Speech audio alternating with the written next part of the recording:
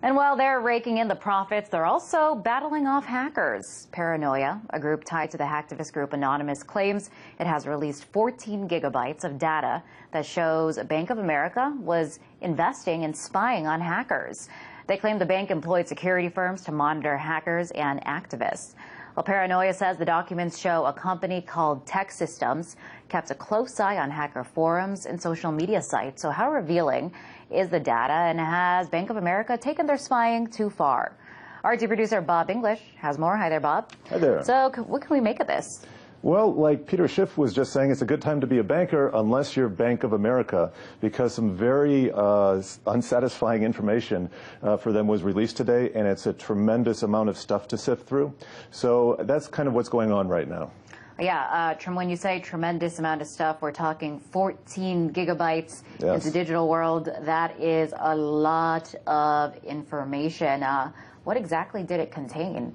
First, it contains some, I guess, rather innocuous stuff like details on corporate executive pays, 200,000 of them worldwide. But also, it shows how Bank of America is trolling internet sites like Facebook and Twitter, social media, chat rooms, and they're trying to collect information that would tell them, I guess, the public sentiment on themselves. Ah.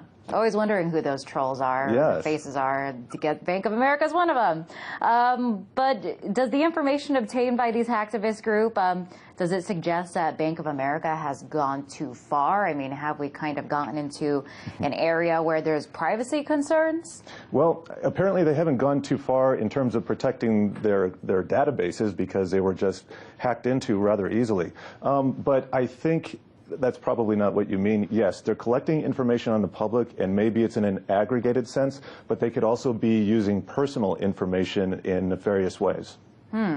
So, I mean, is this something that Bank of America customers should be concerned about, or is this something that, you know what, if I'm not a hacker, if I'm not a hacktivist, as it's called, doesn't really concern me? What do you think? I think that here's one scenario. Let's say that I have a bad experience at Bank of America, and I put on my Facebook page or Twitter, Bank of America sucks. And then I go out to take a loan. Can that information be used to make that loan decision? I don't know. But Bank of America has a tremendous amount of data now that it's gotten from these sites, and that in itself might be concerning to the public. Right, and this is a lot of information. We don't even know this. We haven't even really scratched the surface of what is in there. Is there any indication of what exactly they're looking for, like any keywords or anything in particular that they were looking for? Sure, it's pretty interesting. They have thousands of keywords, and there's a specialized software that was actually created for Bank of America to sift through this stuff, and the source code was actually posted in this release too. But some of these keywords are like, hey sexy lady, hey Joe, summer in Kingston, so it looks a little bit sloppy, and that's another aspect to this, is that Bank of America is probably vastly overpaid for this data that it's collected on people. Right, and it shows that it's a lot of data, but not all of it is useful or really points to anything suspicious. Exactly, and that's the thing. So when you have these situations, and I'd like to get back to actually where it was released, which was, it was found in an open server in Tel Aviv.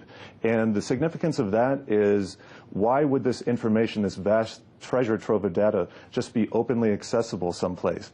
And that in itself is another security concern. Right, it calls into question, and actually, yeah, the group wanted to make it clear that this was not a hack, that this was kind of something that they obtained, not so, I guess, yeah, when you think hacking, you think there's kind of that you have you have to forge passwords, you have to hack through it, but this was just sitting there. And unfortunately, that's kind of symptomatic of the way a lot of big companies treat their data nowadays. And there was another incident with Stratfor, a security consulting firm, and Anonymous hacked them.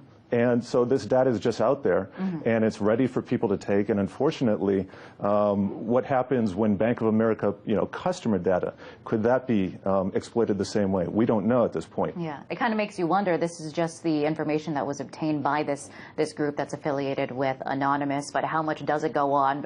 Aside from Bank of America, do the other big banks do it? What companies do it? It kind of raises these other questions. Of course, and all the big companies are concerned about their self-image. So if Bank of America is doing it, the other big banks are doing it, other big corporations are doing it, and there's a lot of privacy concerns there.